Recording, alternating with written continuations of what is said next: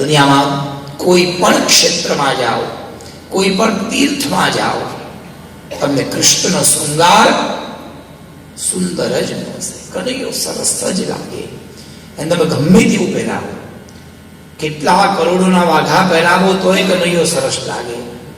અને અમારે ત્યાં પુષ્ટિ માર્ગમાં ભગવાનને ચીરા વસ્ત્ર આવે, સીવેલા નહીં. એ કપડું લેવાનું, વચ્ચે આમ ચીરી દેવાનું, સરખું સરસ બનાવી એ જ કપડું પહેરાવાનું. કનૈયો એમાં સરસ લાગે. નાનકડી પોતળી પહેરાવી દો, ઉઘાડું દિલ હોય, ઉઘાડી છાતી હોય, નાનકડી ચડ્ડી જેવું આમ નાનકડું પોતિયું પહેરાયું હોય તો ઠાકોરજી સરસ લાગે. કૃષ્ણ શૃંગાર પ્રિય છે. એટલા માટે સૌથી ઉત્તમ શૃંગાર તમે જુઓ તો દ્વારકા જાઓ. દ્વારકામાં ભગવાનનો કેવો સુંદર શૃંગાર. 4 ધામની યાત્રામાં એક ધામ છે દ્વારકા.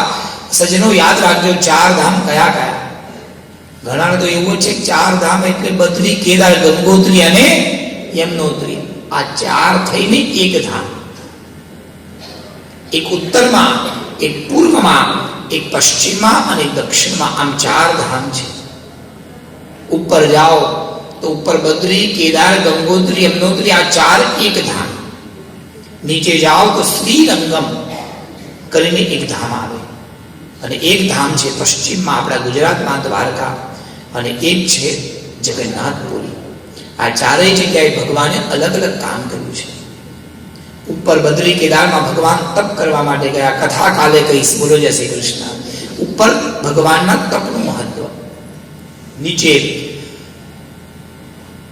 શ્રીરંગમમાં જાઓ ત્યાં ભગવાન સૂતા છે, પ્રભુ શયન કરવા માટે ત્યાં ગયા છે, એટલે ત્યાં શયનનું મહત્વ. શયન આરતી શ્રીરંગમમાં બહુ સરસ થાય. અને જગન્નાથપુરીમાં ભગવાન ભોજન કરવા ગયા છે. ત્યાં ભગવાને બહુ બધું ખાધું છે. આજે પણ જગન્નાથપુરીમાં પ્રસાદનું બહુ મહત્વ. એવું કહેવાય કે તમે બધે જાઓ તો 11 કરવી પડે, પણ જગન્નાથપુરીમાં 11 ન કરો તો ચાલે, પાપ લાગે નહીં. ત્યાં 11માં લોકો ભાત ખાય. ભગવાન 11નું ઊંધી લટકાવી એવી કથા આવે છે. વલ્લભાચાર્ય ત્યાં ગયા, પ્રસાદ આપ્યો. મહારાજ આખો દિવસ પ્રસાદ લઈને ઉભા રહ્યા. બીજા દિવસે પ્રસાદ ખાધો. ત્યાં એકાદશી, ત્યાં અન્નના પ્રસાદનું કળનું મહત્વ છે. એક જગ્યાએ તપ બદ્રીનાથમાં, શ્રીરંગમમાં ભગવાનનું શયન, જગન્નાથમાં ભગવાનનું ભોજન, અને ગુજરાતમાં દ્વારકામાં ભગવાનનો શૃંગાર. ભગવાન શૃંગાર કરવા ગયા. એટલા માટે ગુજરાતીને જેવું તેવું ગમે નહીં. આપણે બધા જ શૃંગાર કરીએ છીએ. તમે જો આપણા કપડાં બહુ સરસ હોય, આપણી રહેણી કહેણી બહુ સરસ હોય, આપણું ખાવાનું બહુ સરસ હોય. ગુજરાતીઓનું ખાવાનું થાય વાત જ છે. એને તો સીધું સીધું ખાવાનું ફાવે જ નહીં. અને એમાં તમે સુરતમાં જાઓ, બોલો જય શ્રી કૃષ્ણ, વાત જ છે. એના ખાવાનું તો શું વાત કરવી.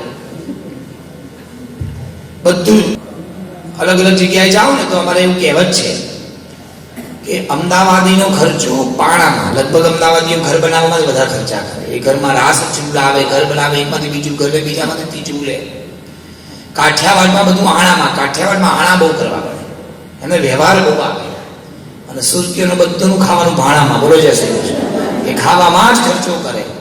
કોઈ પણ સુરતીની ઇવેન્ટ લો, મહારાજની દક્ષિણા ના હોય, આની દક્ષિણા ના હોય, એના કરતા ખાવાની દક્ષિણા વધારે. કેમ?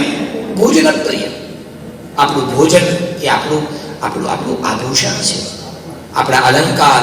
ઠાકોરજીનું અલંકાર એ અદ્ભુત છે. એટલા માટે ધ્યાન આપો, દ્વારકામાં ઠાકોરજીના દિવસમાં 8 વાર શૃંગાર.